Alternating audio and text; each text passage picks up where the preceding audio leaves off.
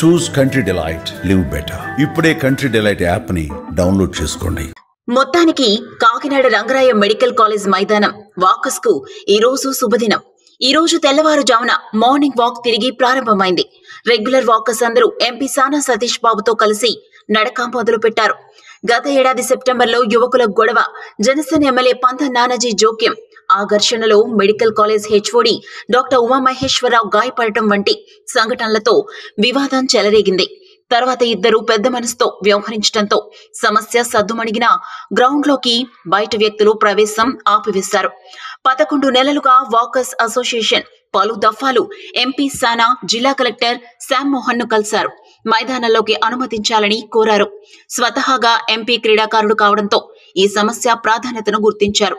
వెంటనే వైద్య ఆరోగ్య శాఖ మంత్రి సత్యకుమార్ యాదవ్ తో, జిల్లా కలెక్టర్ తో చర్చలు జరిపి చివరకు మైదానం తిరిగి తెరిపించారు. ఈ ఉదయం సీనియర్ సిటిజన్స్ నుండి యువత వరకు వందలాది మంది వాకర్స్ ఎంపీ సానాతో కలిసి నడుస్తూ కృతజ్ఞతలు తెలిపారు.